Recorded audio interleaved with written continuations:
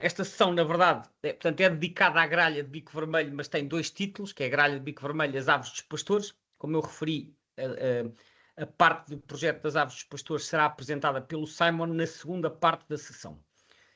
Eu vou falar um pouco da espécie à laia de introdução para sabermos que ave é esta, que ainda não passou neste nosso ciclo de webinários.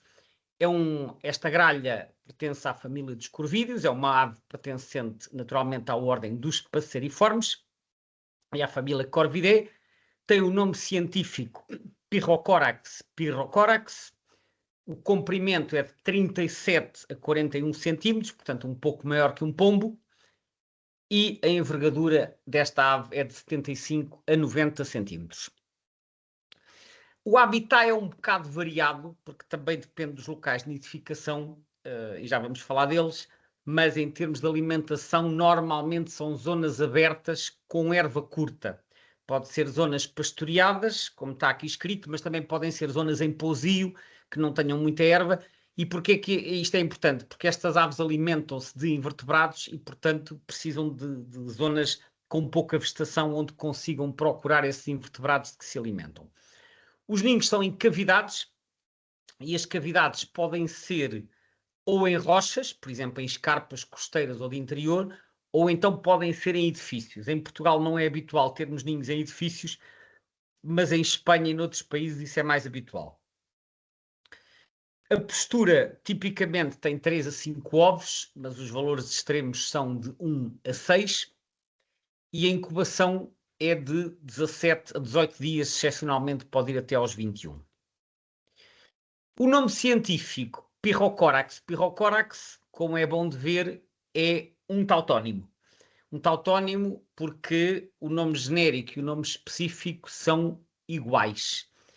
Como eu já referi anteriormente, o Linneu, o Carl Linneu, que foi quem deu o nome a esta ave, o Carl Linneu não usava tautónimos, o que significa que este não é o nome original dado pelo Linneu. Mas daqui a pouco já vamos ver qual é. Para já, vamos tentar perceber o que é que isto significa, Pyrrhocorax, esta palavra tão complicada. Pyrrhocorax é uma palavra composta que vem do grego. Tem dois elementos, que é pirros e corax. Corax, como sabemos, é corvo. Temos o caso do corvus corax. Corax é corvo em grego. Pirros, este Y grego, que é o Y, às vezes é transliterado como U no nosso idioma, mas pode ser U ou Y. Mas pirros, isto lê-se pirros, é cor de fogo. Portanto, vermelho avermelhado, aquele laranja avermelhado. Pirros quer dizer cor de fogo e deriva de piros, que é fogo. Piros, embora esteja o U, lê-se piros. Reparem que este piros aparece como elemento de certas palavras relacionadas com o fogo, como por exemplo pirómano, ou pirófito, ou pirotecnia. Portanto, piro significa fogo. Pirros quer dizer cor de fogo e corax é corvo. Então isto é o corvo cor de fogo. Naturalmente uma referência à cor do bico e à cor das patas. É o que isto significa. E então vejamos qual foi o nome original do Linneu. Foi um nome muito curioso. Está aqui escrito. Ele achou que esta ave era aparentada à popa e então chamou-lhe o Pupa pyrrhocorax, ou seja, a popa corvo cor de fogo. Temos que nos lembrar que o Linneu, na altura não havia os estudos de genética, o Linneu classificava as espécies de acordo com as suas parecenças morfológicas. E ele achou que pelo aspecto da ave, pela forma do bico, pela maneira de voar, que isto seria aparentado à popa e então chamou-lhe o Pupa pyrrhocorax. Mais tarde foi colocada na família dos corvídeos, passou a ter o seu género próprio e o género aparece por tautonímia, então fica Pyrrhocorax pyrrhocorax. Aparece aqui Linnaeus 1758, entre parênteses. Os parênteses servem para designar que este já não é o nome original, o protónimo alterou-se. Mas continua a ser uma espécie descrita pelo Linneu e a localidade tipo foi Inglaterra. Já vamos falar disso a propósito da distribuição. Para já, uma nota sobre a identificação. Isto é uma estampa do BWP, portanto, do Birds of Western Palearctic on CD-ROM. Aqui estão representadas duas espécies, sendo que as ilustrações 1 e 2 dizem respeito à gralha de bico amarelo, que é uma espécie que não ocorre em Portugal, uma espécie dos Alpes e das Cordilheiras Espanholas, que é o Pyrrhocorax graculus. E depois temos, as que nos interessam são a 3, a 4 e a 5. Portanto, a 3 é um adulto, um corvídeo assim vermelho, com estes reflexos, bico vermelho curvo e patas vermelhas, é o adulto. E depois temos aqui o primeiro inverno e o juvenil, que se distinguem sobretudo pelos tons mais esbatidos do bico e das patas, não são de um vermelho tão vivo. Às vezes os juvenis até podem ter um bico quase com tons amarelados, e quem não tiver noção disso até pode pensar que é uma gralha de bico amarelo, mas não é. Muitas vezes é uma gralha de bico vermelho juvenil que pode ter o bico alaranjado. Portanto, atenção a este detalhe. O 6 e o 7 referem-se a duas outras subespécies que não ocorrem cá, mas que são relativamente parecidas. Portanto, adulto, primeiro inverno e juvenil. Eu agora não vou mostrar muitas fotos, porque depois o Simon irá ter a oportunidade de partilhar diversas outras fotos. Vou apenas mostrar duas que eu escolhi, que encontrei no eBird. A primeira é esta, em voo. Portanto, em voo vemos um corvídeo assim, com asas largas, com os dedos destacados, e cá está o bico vermelho ligeiramente curvo e as patas vermelhas. Esta gralha, ao contrário do que acontece, por exemplo, com a gralha preta, esta gralha é vista frequentemente a planar e a voar em círculos. Portanto, é relativamente habitual nós vermos as aves nesta posição, com as aves abertas a planar. Outra foto muito curiosa que eu encontrei é desta ave que esteve há algum tempo na Ilha Berlenga, aqui no meio da colónia das gaivotas. Ocasionalmente estas gralhas aparecem em sítios onde não se reproduzem, portanto há indivíduos que fazem movimentos talvez dispersivos e vão parar a locais quer na planície, quer em pequenas serras do interior ou do litoral, e de tempos a tempos lá aparece uma nas berlengas, e até pode ficar lá durante algumas semanas. Foi o que aconteceu aqui, há bastantes fotos, e achei curiosa também esta situação da gralha aqui no meio da colónia das gaivotas. A distribuição mundial desta espécie é vasta, como se pode ver neste mapa, vai desde a Península Ibérica e aqui das Ilhas Canárias. Ocorre numa única ilha das Canárias, que é La Palma, que fica a oeste de Tenerife. Depois na Península Ibérica, Ilhas Britânicas, vários países aqui da orla do Mediterrâneo e Norte da África. Tem um núcleo isolado na Etiópia e depois a distribuição continua aqui desde a Ásia Menor, passando pelo Cáucaso, pela Ásia fora, até à Mongólia, sul da Rússia e norte da China e Himalaias. Portanto, como veem, uma espécie com uma distribuição bastante vasta a nível mundial. Esta gralha tem 8 subespécies, das quais eu vou referir 3. A primeira é a subespécie nominal, que é a original. Quando há várias subespécies, há sempre uma que toma o nome da espécie, que se chama a subespécie nominal e que corresponde àquela que foi descrita em primeiro lugar. Isto é uma das regras da terminologia. Portanto, a original será Pyrrhocorax, Pyrrhocorax, Pyrrhocorax, e como a localidade tipo era Inglaterra, como vimos, então esta subespécie corresponde às populações das Ilhas Britânicas, portanto, Grã-Bretanha e Irlanda. Depois temos a que ocorre cá e em Espanha e sul de França e aqui na Sardenha, que é Pyrrhocorax erythrorhamphus, mais um nome complicado que também vem do grego e que significa de bico vermelho. E por fim temos aqui a Pyrrhocorax barbarus, que vem da Berbéria, que é a que ocorre no norte da África e na ilha de La Palma. Depois há mais 5 subespécies pela Ásia e na Etiópia. Portanto, no total de 8. A situação na Europa é esta, de acordo com o segundo Atlas europeu. Isto são bolinhas com um gradiente de cores que correspondem às abundâncias. Portanto, quanto mais escura a bolinha, maior o número de casais nessa quadrícula. As quadrículas são de 50 por 50, está aqui a escala. Podemos ver que Espanha é um país muito importante para a espécie, porque tem bolinhas já com um tom de vermelho relativamente escuro. Em Portugal as bolinhas são clarinhas, portanto a nossa população é menos significativa. No resto da Europa também não há assim uma mancha tão grande de bolinhas escuras, e depois aparece aqui uma concentração razoável na zona do Cáucaso, portanto aqui Turquia, Geórgia, Arménia e países vizinhos. Depois há também aqui algumas nas Ilhas Britânicas. Portanto, essencialmente uma espécie do sul da Europa, mas aqui com presença no noroeste de França e nas Ilhas Britânicas. Mas Espanha a ter uma posição de destaque em termos populacionais para esta espécie. Esta é a imagem do mapa comparativo do primeiro para o segundo Atlas europeu. Para quem não está familiarizado com estes mapas, eu explico rapidamente. Está aqui a legenda em cima.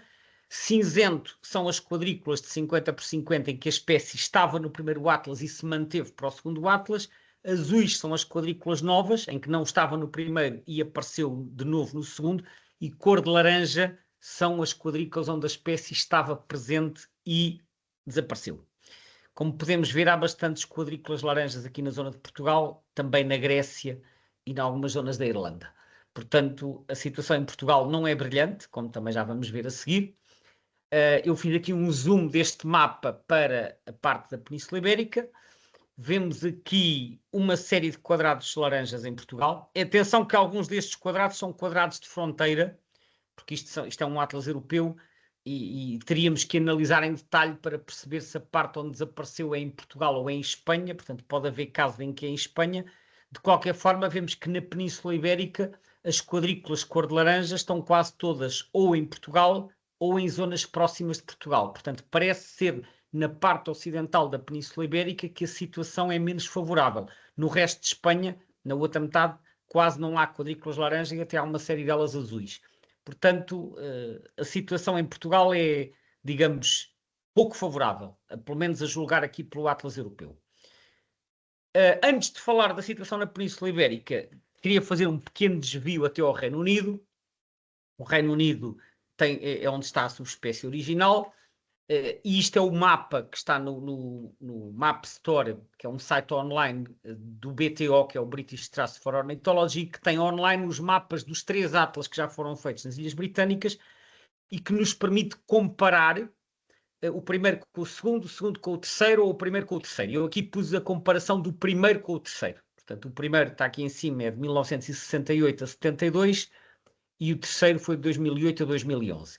Como é que isto se lê? Triângulozinhos vermelhos para cima significa novas quadrículas, triângulozinhos pretos para baixo, quadrículas em que a espécie desapareceu e quadrado rosado onde se manteve. E quando nós olhamos para aqui, vemos muitas setinhas para cima, nomeadamente nas costas irlandesas, embora haja aqui algumas para baixo, mas há mais para cima, muitas para cima no país de Gales, que é esta zona, e até aqui na Cornualha, onde a espécie reapareceu há alguns anos. Portanto, a situação é bastante favorável neste momento nas Ilhas Britânicas, em parte devido ao facto de se terem feito bastantes projetos de gestão de habitat, de alimentação, junto às arribas costeiras onde estas gralhas se reproduzem. Portanto, tem havido um esforço continuado desde há várias décadas no sentido de tornar o habitat favorável para as gralhas se conseguirem alimentar e ter boas taxas de sobrevivência.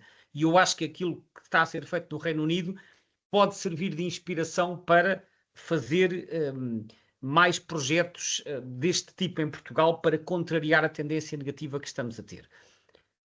Um apontamento curioso que eu gostava de deixar, eu fiz aqui um zoom para a região de Kent. Kent é esta parte que fica aqui no sueste de Inglaterra, que às vezes é chamado na brincadeira de Garden of England, porque é uma zona com um clima e solos bastante favoráveis e, portanto, historicamente era uma zona onde se cultivava bastantes alimentos agrícolas que depois eram enviados para Londres. E então, a sueste de Londres, temos aqui esta cidade em Kent, que é Cantuária, que é conhecida também por ser um arcebispado. Ora, Cantuária tem um brasão de armas, portanto, Cantuária está aqui, Cantuária tem um brasão de armas, que é este, que é muito curioso. Tem um leão em cima e depois em baixo 3 gralhas de bico vermelho. Alegadamente estas são as armas atribuídas a Thomas Becket, que viveu no século...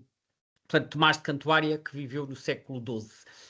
Ora, as gralhas de bico vermelho desapareceram de Kent há cerca de 200 anos, mas graças a um projeto de gestão de habitat a que se seguiu, um projeto de reintrodução, as gralhas foram reintroduzidas em Kent e já se estão a reproduzir com sucesso. Portanto, mais um caso em que nós podemos também, eventualmente, tentar acompanhar o que está a ser feito. Portanto, em julho, está aqui escrito em julho de 2023, como resultado de 4 décadas de restauração do das pastagens que ficam junto às arribas, estas aves deixaram de estar apenas nas lendas e nos livros de história e voltaram aos céus de Kent, graças a esta parceria entre o Kent Wildlife Trust, o Wildwood Trust e o Paradise Park Cornwall. Portanto, voltou a haver, desde há 3 anos, gralhas de bico vermelho na região de Kent.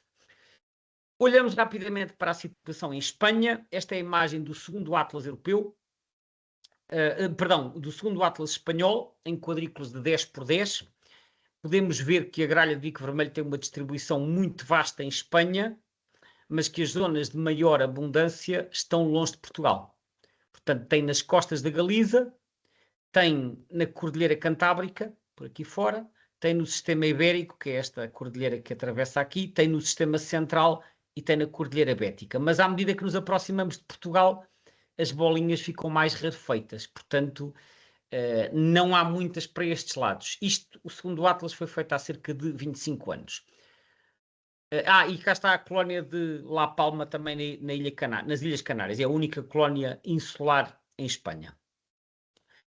Depois do terceiro Atlas. O terceiro Atlas não foi um Atlas completo, portanto foi um Atlas parcial. As bolinhas que estão a cinzento são quadrículas que não foram visitadas e, portanto, a comparação com o segundo é necessariamente incompleta.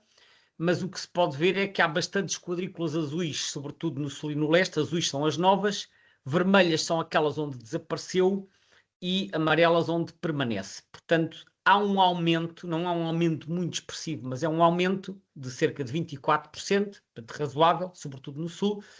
Mas no texto do Atlas espanhol diz uma coisa muito curiosa. É que o que se tem verificado é que as gralhas de bico vermelho têm diminuído nas zonas de ribas. Portanto, os vales, que no caso de Espanha é muito no interior, os vales onde elas nidificam em buracos nas arribas têm diminuído, sobretudo na zona de Madrid e regiões envolventes, mas por outro lado têm aumentado os casos de nidificação em construções. Portanto, aparentemente está a haver uma mudança no tipo de locais que as gralhas escolhem para nidificar, e isto é um aspecto muito interessante, porque se essa preferência também se vier a registar em Portugal, é uma forma de tentar disponibilizar novos locais de nidificação. Portanto, tem havido bastante acompanhamento em Espanha desta situação, deste shift, desta mudança em termos de preferências de locais de nidificação, com o abandono das zonas de escarpa. Agora vamos falar também da situação em Portugal, e eu partilho aqui esta página do primeiro Atlas de Nidificantes, que foi feito de 1978 a 1984. Podemos ver que é uma distribuição muito descontínua. As bolinhas grandes correspondem a zonas de nidificação confirmada, e este primeiro Atlas tinha folhas de 20 por 32. Olhando para este mapa, nós identificamos essencialmente 4 grandes núcleos reprodutores. O primeiro na Peneda Gerês, portanto aqui no noroeste do país, aqui com 4 folhas com nidificação confirmada. O segundo no Douro Internacional, que é esta zona que faz fronteira com Espanha, que vai aqui desde Miranda do Douro até Freixo de Espada à Cinta. O terceiro núcleo na região centro-oeste, que corresponde grosso modo ao PN-SAC, ao Parque Natural das Serras de Ar e Candeeiros, mas é sobretudo na Serra dos Candeeiros. E depois o núcleo do sudoeste, que está aqui embaixo, hoje em dia quase restrito à zona de Sagres, mas reparem que no tempo deste Atlas isto subia pela costa alentejana. Isto aqui é mais ou menos, já é acima de Algesur, isto já é Odmira, isto já é o Cabo Sardão. Portanto, e depois esta folha aqui corresponde mais ou menos à zona de Lagos.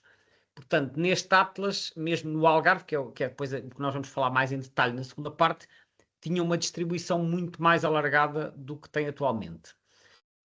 Depois vemos também registros sem confirmação noutras zonas, um aqui em Mértola e depois 2 aqui na zona da Serra da Estrela. Em Mértola, eu penso que o aparecimento é ocasional e devem ser aves vindas de Espanha, porque elas nidificam do lado espanhol, não muito longe. Na Serra da Estrela, por aquilo que eu sei, elas nidificavam no passado, há 50 anos, mas o aumento de turismo na Serra eventualmente terá contribuído para elas deixarem de se reproduzir, embora ocasionalmente ainda vão aparecendo gralhas de bico vermelho na Serra, mas creio que atualmente já não há reprodução regular. No segundo Atlas, o segundo Atlas tem quadrículas 10 por 10 km, temos aqui dois mapas. O mapa da esquerda é, novamente, o mapa de distribuição, com as bolinhas maiores a serem confirmações. Eu peço desculpa que este mapa não está com uma definição muito boa, mas eu estive a fotografar o livro e as condições de luz não eram perfeitas e, portanto, ficou um bocadinho tremido, mas acho que dá para perceber. Então, o que nós vemos aqui no mapa da esquerda, para já temos aqui o núcleo do Douro, portanto, que se estende ao longo do Douro Internacional. Temos o núcleo da Peneda Gerês, que aparece agora muito mais reduzido do que estava no Atlas anterior. Temos aqui um núcleo novo, que não estava no primeiro Atlas, que é da Serra do Alvão, portanto, no distrito de Vila Real.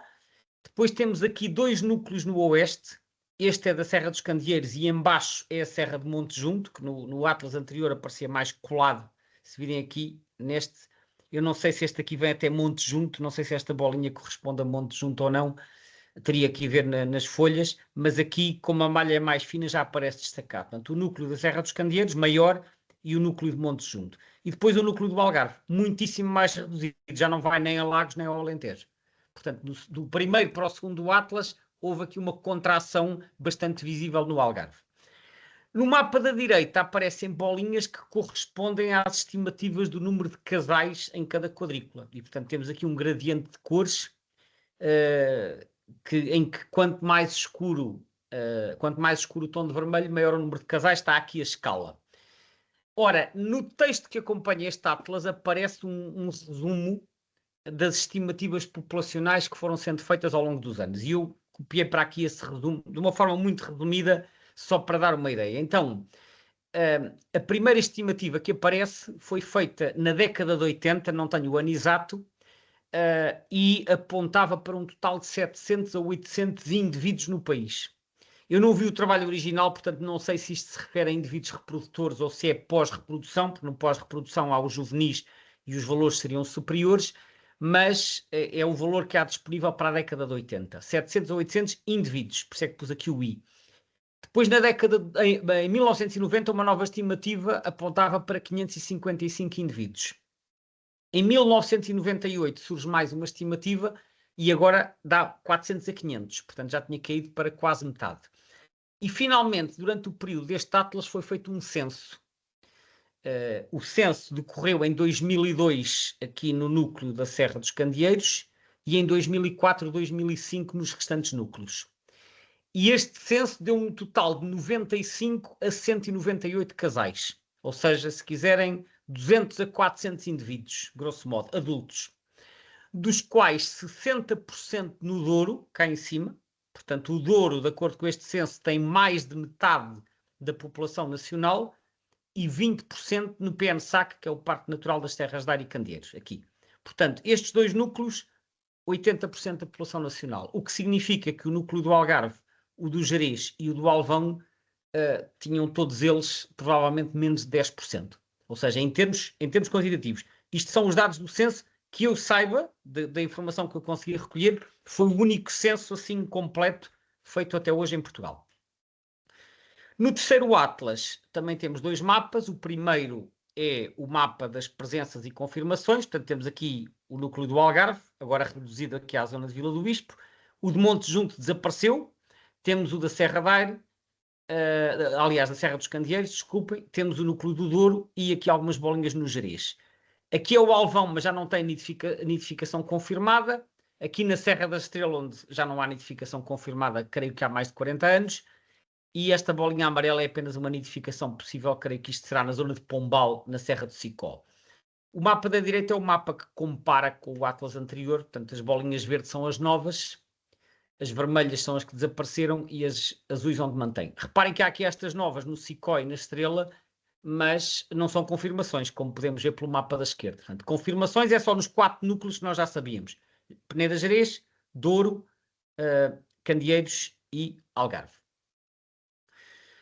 Ora, eu gostava também, antes de terminar, estou quase a terminar, de partilhar convosco aqui alguns pontos sobre conservação. E aqui fui buscar o que está no segundo livro vermelho dos vertebrados, que foi publicado em 2005. Quando este livro é publicado, a gralha de bico vermelho aparece lá com a categoria de ameaça em perigo, que é a segunda de 3 categorias de espécies ameaçadas. Temos o vulnerável, o em perigo e o Criticamente em Perigo. E o segundo livro vermelho tem longas fundamentações, está aqui explicado em perigo, tem estes critérios todos, portanto são os critérios populacionais, são os critérios de tendência, são os critérios de distribuição, da diminuição dos lucros, etc. E explica aqui a razão para estar em perigo é que considera-se que nos últimos 10 anos, antes deste livro, sofreu uma redução acentuada da população. E que as causas dessa redução são compreendidas e são reversíveis. Isto é o que diz no livro de 2005. Isto é muito relevante. Portanto, sabe-se quais são as causas, elas são reversíveis, mas não cessaram, admitindo-se que continuem a atuar nos próximos 10 anos. Portanto, este livro vermelho trata uma situação de pessimismo, a dizer, a gralha está a diminuir, nós sabemos porquê, as causas continuam a atuar e provavelmente vão continuar a atuar nos próximos 10 anos. Portanto, traça um panorama bastante desfavorável. Mas também tem uma secção sobre medidas de conservação e que diz exatamente o que é necessário fazer. Diz que a conservação desta espécie requer a manutenção de áreas de pastagem extensivas para o pastoreio de gado, com condicionamento de encabeçamento, a preservação do mosaico agrícola, etc. Está aqui tudo no livro vermelho. E diz uma coisa muito interessante. Deve ser efetuada a monitorização de parâmetros populacionais da espécie que permita avaliar as tendências de distribuição e de abundância. Infelizmente, quer para esta espécie, quer como para muitas outras, que inclui a quase totalidade dos passeriformes, não só não foram tomadas medidas nenhumas a nível nacional, como também não voltou a haver nenhum censo, nem há qualquer monitorização de população. E, portanto, infelizmente, não há muitos dados atualizados, nem a situação parece ser muito favorável. No terceiro livro vermelho, que não é nenhum livro, é uma lista, na verdade, houve aqui uma surpresa relativamente a esta espécie, porque a espécie deixa de estar em perigo, portanto isto é o que está na lista vermelha, como podem ver não está ameaçada a nível global e europeu, está ENT em Espanha, quase ameaçado, em perigo em Portugal, mas na lista vermelha de 2022 ela desce um degrau em perigo para vulnerável. Ora, se as condições se os fatores de ameaça não cessaram, se a população continuar a diminuir, se para o terceiro Atlas desapareceu de várias quadrículas e núcleos, nós podemos perguntar-nos o que é que levou a reduzir a categoria de ameaça de em perigo para vulnerável. Infelizmente, esta lista vermelha praticamente não tem fundamentação para as categorias, tem tudo de uma forma muito resumida e nem sequer apresenta fatores de ameaça ou medidas de conservação. A justificação é apenas esta, população reduzida que se admite ser inferior a 1000 indivíduos maduros. E ao contrário do livro anterior, que utilizou muitos critérios, aqui usou-se apenas o critério D1, que é o critério populacional. O critério populacional que diz que tem menos de 1000 indivíduos é vulnerável. Ponto. Basicamente foi isto. O Atlas, que acompanha a lista vermelha, apresenta uma estimativa de 100 a 300 casais. Mas não houve nenhum censo. A fonte dessa informação é o relatório da Diretiva Aves, que foi enviado à União Europeia em 2019, que foi preparado pelo CNF, naturalmente, e a fonte dos dados não está aqui, a fonte dos dados é o IBERD. Portanto, nesta, como em muitas outras espécies, as estimativas populacionais que o ICNF fez para enviar à União Europeia foram retirados do IBERD, que é difícil entender como é que se faz estimativas populacionais a partir do IBERD, mas é isto que está no relatório oficial. Portanto, não há dados muito mais detalhados. De acordo com a informação que está no site da BirdLife, o que aparece é isto. Portanto, temos a população europeia, 100 a 300 casais em Portugal, e está lá no documento da BirdLife que a estimativa foi feita a partir do IBERD. Podemos ver neste quadro que a nível da União Europeia há 22 a 25 mil casais e que a maioria deles está em Espanha, com cerca de 17 mil casais. Portanto, Espanha tem 2/3 da população europeia destas gralhas. Como já vimos no mapa, Espanha é um país muito importante para a conservação desta espécie a nível europeu. A nível da Europa como um todo, incluindo países fora da União Europeia, destacam-se também os países da zona do Cáucaso e países vizinhos ao Mar Negro, como por exemplo Azerbaijão, está aqui, Geórgia, também até aos 16 mil, e Turquia com 10 mil a 30 mil. Portanto, Espanha e países do Cáucaso são os mais importantes para a conservação desta gralha. Eu agora não vou demorar mais, portanto, hoje fui um bocadinho mais sucinto na apresentação da informação e agora vou terminar esta parte. Vou terminar aqui a minha apresentação e vamos passar à segunda parte, que tem a ver com o projeto das Aves dos Pastores, que tem vindo a ser desenvolvido no Algarve, e esta parte vai ser apresentada pelo nosso orador convidado, que é o Simon Waits. Simon, podes avançar assim que quiser. Boa noite. Eu não sou um grande apresentador como a Gonçalo, e ainda por cima meu português é um bocado difícil de entender às vezes, mas eu vou tentando. Então, obrigado, Gonçalo, especialmente por falar na última parte da tua parte sobre o declínio em Portugal. E, como se sabe, os razões por esse declínio. Eu expresso também o mesmo sentimento que não há nada feito e as nossas populações está com algum declínio. Acho que deve variar entre sítios, e mesmo em Vila de Bispo estamos a constatar um declínio com os últimos décadas. Acho que está mais que claro.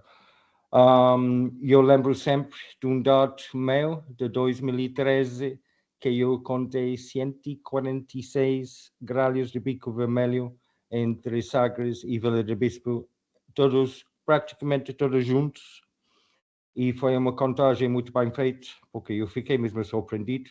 Eu já tinha visto grupos de volta de 100 antes, algumas vezes, e agora, com o estudo que temos realizado nos últimos 2 anos, especialmente sobre a gralha de bico vermelho, em nosso projeto, as aves dos pastores, vemos muito bem já, porque as contagens dessa espécie, quando há, mesmo que em um censo com poucas visitas ou contagens espontâneas, é muito difícil apanhar toda a população em uma determinada hora. Então é muito difícil fazer estimativas da população. Cobrem uma grande área quando está a alimentar e dividem-se às vezes em vários grupos, às vezes raramente estão todos juntos, muito raramente, mas depois eu explico disto. Então a razão do projeto é exatamente isso. Temos a sorte que no Conselho de Vila de Bispo, contrário a grande parte do Algarve, ainda se mantém o cultivo de sequeiro à volta de cereais, que é cereais para fazer feno para os animais, e depois os terras estão pastados pelos próprios animais. Então é um sistema tradicional, toda a volta de vacas e ovelhas e cabras. Então é uma economia significativa a nível da Vila de Bispo, mas é uma economia pequena em termos agrícolas. No entanto, eu sempre achei que, olha, a comunidade agrícola do Conselho de Vila de Bispo está a fazer bons trabalhos de conservação. Talvez não é perfeito, mas sem que ninguém lhe disse nada, e talvez nem está consciente que está a fazer, mas está a fazer uma gestão do terreno que apoia a continuação da gralha de bico vermelho e outras espécies que têm suas populações maiores no Algarve. Obviamente, no caso de gralha de bico vermelho, é a única população do sul de Portugal e a única população que nidifica em falésias costeiras, o que lhe faz alguma diferença em termos de caráter das paisagens e a ave em si, que acho uma ave fantástica, uma ave que gosto eu imenso. Bom, eu vou seguir com essa apresentação. Não vou fazer todo, porque fala de todas as espécies de projetos, mas vou passar a primeira parte numa forma reduzida, e depois eu quero falar de vários outros assuntos a nível dos habitats e o comportamento das próprias gralhas, que temos visto bastante nos últimos tempos. Então, sim, como eu estava a explicar como surge o projeto, foi exatamente o que Gonçalo estava a expressar. é a ausência de gestão dos habitats ativo à volta da espécie. E eu sempre pensei que se podia haver uma organização dos esforços da comunidade agrícola com recompensas, com fundos agroambientais, precisa ser critério, e um dos objetivos do nosso projeto é ter dados específicos sobre a população e não só sobre o uso dos habitats agrícolas no concelho, a distribuição de suas áreas importantes, etc. E que tipo de terreno elas usam. Então, também, como Sagres é muito conhecido, todos conhecemos o Festival das Aves, imagino que muitos dos ouvintes também têm ido a este festival. Então, Sagres tem muita fama para os birdwatchers e os amantes de natureza em geral, mas pouco se fala realmente nas aves residentes do concelho como um valor em si.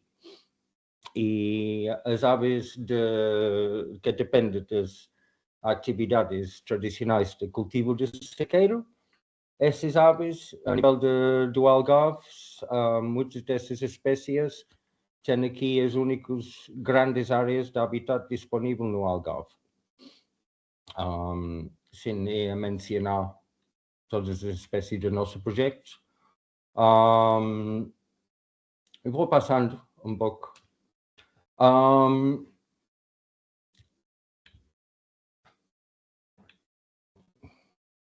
Então, basicamente, eu estou a falar destas paisagens agrícolas que podes ver com as fotos. Durante o ano vai mudando. Outra particularidade das nossas grelhas... Simon, desculpa interromper. Sim. Zé, eu recebi aqui um aviso que a gravação parou. Podes ver o que é que está a passar, se faz favor. Não parou, continua a fazer. Aqui é que eu recebi aqui um aviso a dizer a gravação e a transcrição pararam. Se mudar de ideias, pode iniciar novamente em qualquer altura. Aqui tenho indicação que continua. Está bem, pronto. Era só para ter a certeza que não estava a perder a gravação. Tá. Ok, obrigado. Desculpa, Simon. Sim, não faz mal. Então, uma particularidade desta população de grelhas de bico vermelho, além de ser a única população em Portugal que é costeiro, também é uma população que está em clima mediterrâneo plena e tem que passar meia parte do ano praticamente sem chuva nenhuma, e muitas das vezes está a alimentar em pastagens muito secas. Quando comparamos com muitos outros sítios, por exemplo, o Reino Unido, elas têm pastagens verdes todo o ano, e também imagino, mesmo na zona do Douro e norte de Portugal, com certa altitude, tem outro tipo de pastagem em termos de seca.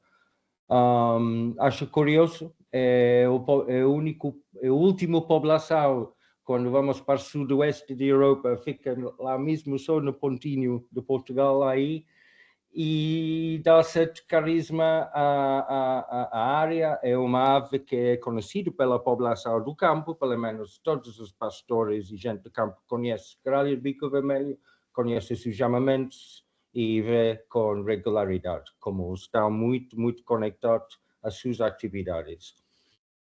Agora, nosso projeto tem funcionado em termos de recolha de dados durante um pouco mais de 2 anos, desde o início de 2024 até agosto do ano passado, e continuamos visitando alguns dias só para reforçar os dados e tentar ter uma ideia do que está a acontecer este ano. Aqui a nada, os primeiros juvenis vão aparecer nos campos, no fim do mês, princípio de junho, vai aparecendo, que é uma boa altura para repetir contagens, tentar ter uma ideia de quantos juvenis temos este ano.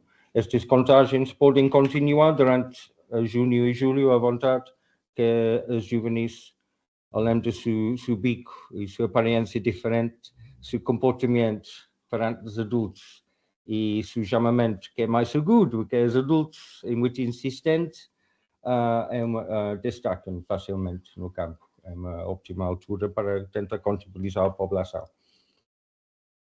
Então, agora estamos pensando que temos a volta de 90 aves e talvez um pouco menos. Acho que um bom mínimo agora seja 85, 86 aves. Isso porque não é fácil contabilizar.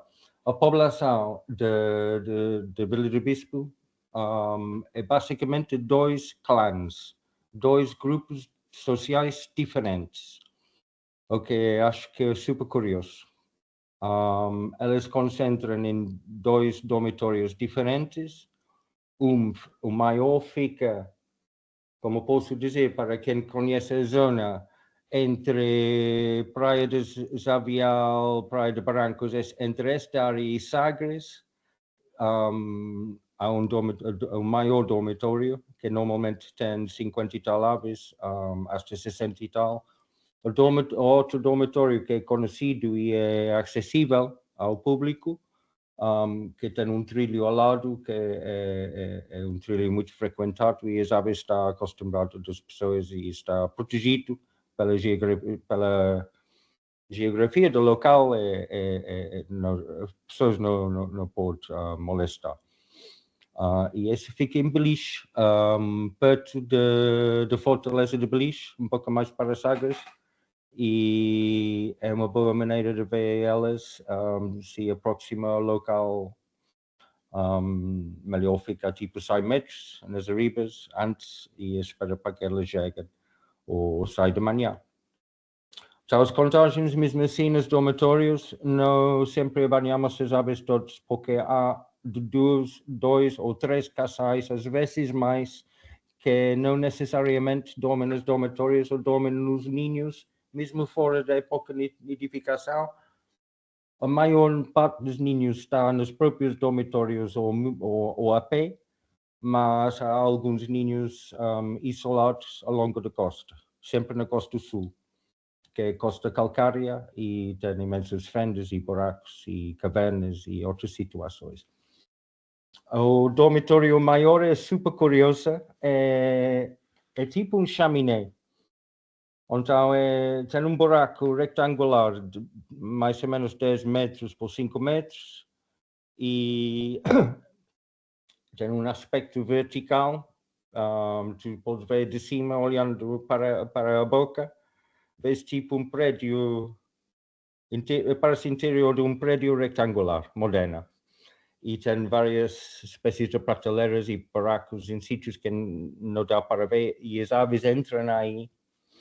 Quando vêm a dormir, normalmente, primeiro tomam um banho de sol, durante talvez 20 minutos, o último sol do dia, nas falésias lá perto, arranjam as penas, todos juntos, muita conversa, muito allopreening, o allopreening é quando o parceiro arranja as penas no seu parceiro. Muitas vezes a volta da cabeça e sítios inacessíveis com o bico da própria ave.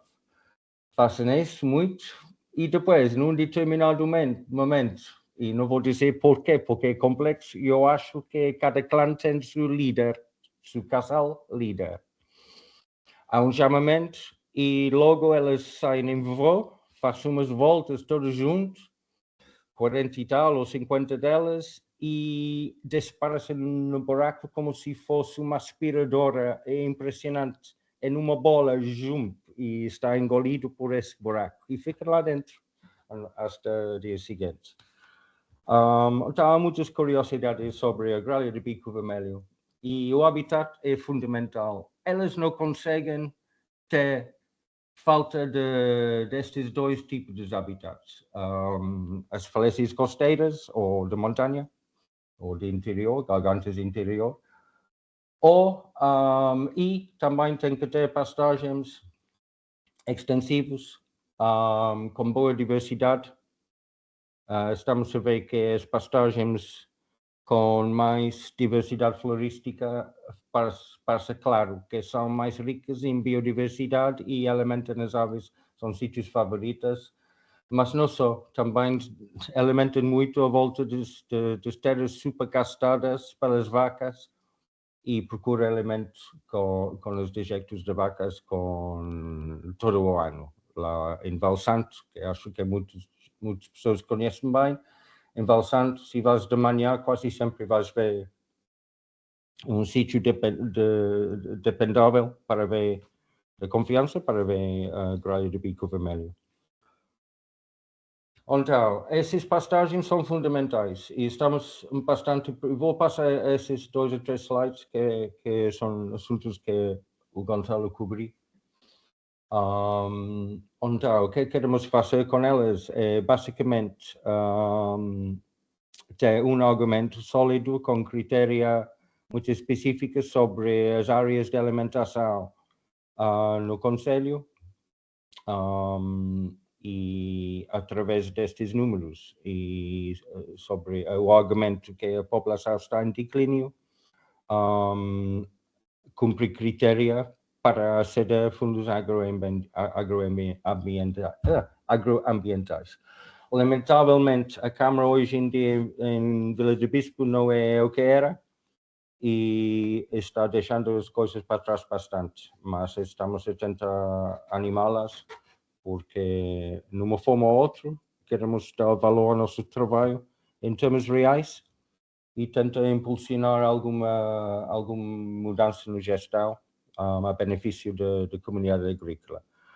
É tudo lógico, mas na realidade esse mundo burocrático é um labirinto, mas não vamos desistir, vamos fazer valer. Ok, então já vou passar para frente porque eu tenho coberto isto. Só para quem interessa rapidamente, essa é a nossa área de estudo que está explicado em nossa outra matéria nossa, que é um conceito flexível. A zona limite da costa não, mas a linha que vai pelo interior do Conselho de Vila de Bispo basicamente foi desenhado à base de áreas potenciais para nidificantes das aves do nosso projeto e zonas de alimentação da gralha do bico vermelho. Estamos a mudar isso só ligeiramente. Os dados de 2024 ficaram assim, fizemos uma metodologia diferente do normal. Esses são dados de nossas espécies e cortamos este círculo e aumentamos. Vês aqui, essa é a zona do Valsanto, aqui na lado esquerdo do círculo. E porque visitamos mais aí que outras zonas que talvez não conhecemos bem? Pois, não é bem assim. O que pretendemos fazer é, em vez de fazer pontos de censos, fomos a procurar as próprias aves. E cada registro aí é o coordenados, a vezes estimados, mas no campo, com olho na ave, digamos. No solo, são registros de aves no solo. E os coordenados foi tirado no sítio da ave. Então a metodologia foi bem diferente que um censo normal, em que se faz por X minutos em sítios predestinados. Não queremos fazer assim porque conhecemos bem o Conselho e se cobramos áreas potenciais e áreas até não potenciais e descobrimos que não houve registros, ou houve um registro. Então, íamos concentrando nas áreas importantes para elas, para tentar ter a ideia da frequência de uso desses sítios e sobre, especialmente a distribuição das aves nidificantes do nosso projeto. Então, basicamente foi isso. Então, eu não vou passar pelas outras aves, mas aqui estão. Essas são as aves principais nidificantes do projeto. Depois há um total de 23 espécies de aves, que inclui algumas invernantes, Tautinonial azulado, tem uma pequena população invernante que ultrapassa a área de estudo, mas as visitas dentro da área de estudo são praticamente permanente durante todo o inverno, mesmo que trate de 2 aves, talvez 3 às vezes, é muito pouco, mas a presença é sempre. E também na tarambola dourada, que às vezes há bandos bem grandes, de até 300 indivíduos.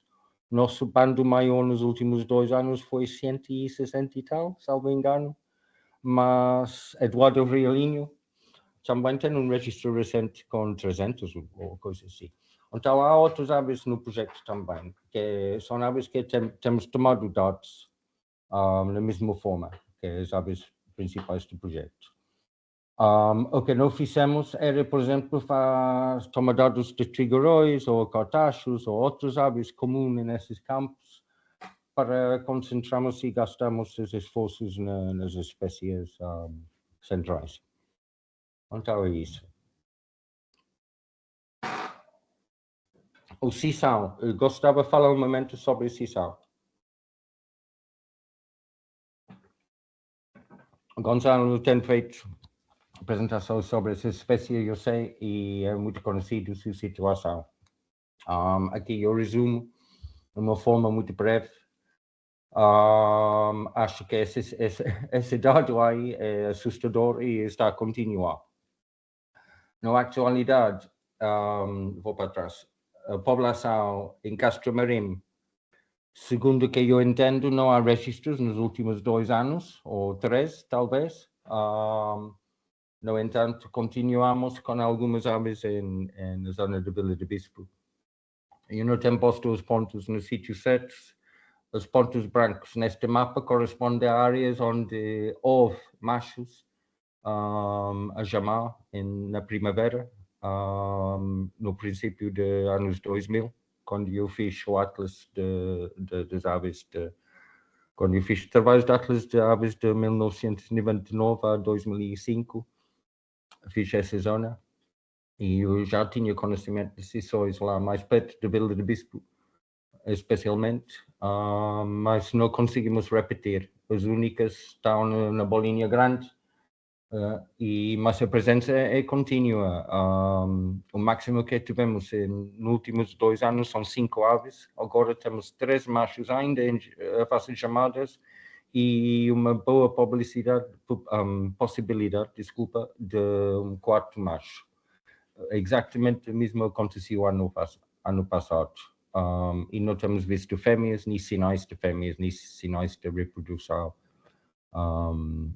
concreto, lamentavelmente. Mas outra razão para tentar manter os habitats e beneficiar a comunidade agrícola, se podem manter pelo menos os habitats bem para a sessão, não era mal. A única população temos de Laverca, nidificante, do sul de Portugal. Embora eu entenda há uma pequena população nas Leseiras, do estuário do Tejo, há algumas nidificantes. Mas além destas populações, acho que a grande maioria das lavercas em Portugal são aves de montanha, tipo 700, 800 metros, talvez, e para cima. Então, nossa população costeira, com este microclima mais fresco que temos aqui, é curioso. Posso dizer que há bem mais lavercas que pensamos, na zona da Falsantes, lá do sul e lá do norte, à volta de 20 casais. Mais para cima, mais para norte um pouco, temos outros núcleos também, com certas dezenas delas, onde há uma população muito colado à costa oeste. Não há nenhum na costa sul, pelo menos nidificantes, não há. É só a partir de Valsantes e perto da costa. Embora elas venham uns 4 ou 5 quilómetros da costa entre a norte de Vila de Bispo, no Planalto, em algumas zonas, mesmo na Parque Eólicos, lá em cima há algum casal ou outro nidificante. Achamos bonito estudar isso. É uma ave, em termos de conservação, tem certas preocupações a nível europeu. Em termos de invernantes, está bastante comum no Algarve, mas como nidificante é a única área. Bem, assim. Então, se não me importa, eu vou tentar saltar rapidamente para a gralha de bico vermelho, outra vez e gostava só de falar de alguns detalhes sobre elas que eu gostava de transmitir. Acho uma excelente espécie para fins publicitários, se queremos conservar e faz popular a conservação de uma espécie. É uma espécie que tem imenso caráter. Visualmente, eu gosto de chamá-la o Posh Crow, que parece que é uma gralha em esteroides e é uma gralha que mostra uma inteligência bem desenvolvido, mesmo a nível dos Covidos, é um Covid pleno, plenamente. Quando observo muitas vezes, elas fazem algumas coisas que tiram-nos de sério um pouco. E também tem espírito de jogo, tenho visto bastante vezes, elas quando voam no céu, muitas vezes nós vemos a fazer acrobacias em voo, em cima dos campos, às vezes voam super alto e como o Gonçalo comentou, voam tipo em círculos, tipo rapinas, parece uma térmica de grifos em miniatura, quando está na alta, até às vezes se confunde quando está à distância. E às vezes dessas alturas vai descendo, fazendo acrobacia só para brincar. Acho que não é mais complicado que isso. Então elas gostam de viver. E não temos muitos. O ano passado estimei 20 ou 20 e pouco juvenis em meados de verão, em julho. Este ano ainda não sabemos se há mais ou menos. A esperança de vida de uma gralha de bico vermelho é 7, 8, 9 anos, 10 anos. Mais que isso é muito raro. Então a taxa de nascimento é muito importante. E a população tem uma delicadeza que, na minha opinião, se o habitat desaparecia rapidamente e há menos alimentos, podem cair muito rápido. Então eu considero a nossa população de Sagres, apesar que temos perto de 90 aves, é uma população em declínio. É difícil com nossos dados dizer que entre 2024 e 2026 houve um declínio ou não, porque há altos e baixos e há outros fatores. Por exemplo, temos tido um inverno muito rico em água. Imagino que tenha aumentado o alimento, então há outros fatores. Mas basicamente está em declínio, acho que está mais que claro. Quero falar de um comportamento que acho que muito poucas pessoas sabem. Eu tenho comunicado uma observação que eu fiz em 2012 com um amigo e foi um ano depois que eu observei o seguinte comportamento, que nunca vi outra ave fazer, nem tenho lido algo parecido. Talvez a Gonçalo tenha alguma informação. Eu cheguei a Valsante um dia e parei que as gralhas que estavam lá estavam na volta dos jectos das vacas e estavam a banhar as caravelhos, algumas grandes. E de repente vi uma gralha que pisou uma escaravelho com uma pata, rodou, deitou-se nas costas e assegurei a escaravelho com as duas patas, enquanto a ave estava às costas no chão, de forma que podia tirar as partes mal por abaixo e segurar bem as escaravelhos. E seus companheiros estão lá dando picadas, tentando virar e dar só picadas. Mas este indivíduo fez assim, deitando-se as costas para comer. Então, mais ou menos um ano depois, estava outra vez no campo e o que vi, acho que deve ser o mesmo indivíduo.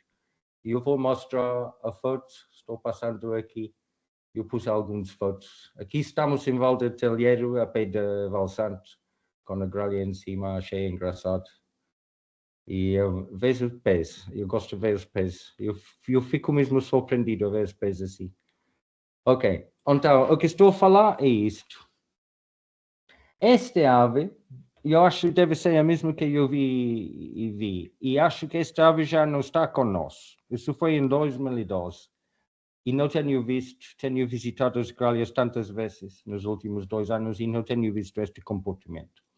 Mas esta ave apanhou um pau e enquanto estava deitado ao lado assim, tipo com a ação de remar um barquinho com um remo, estava a escavar com esse pau para banhar bichos mais profundo no solo e depois estava tipo tentar levantar do solo assim. Então ficamos muito surpreendidos a ver isso. Então sim, nossas gralhas eu vou parar disto já, vou deixar isto assim. Então, olha, muito obrigado. Eu já acho que tenho falado imenso. Não foi bem construído. Não sei por onde vou falar, que há tantas coisas para comentar sobre elas. Mas no futuro breve vamos ter uma pequena publicação nova sobre nosso trabalho. Então, peço que todos tenham paciência, mas notícias vêm em caminho. Então, muito obrigado. Obrigado, Gonçalo.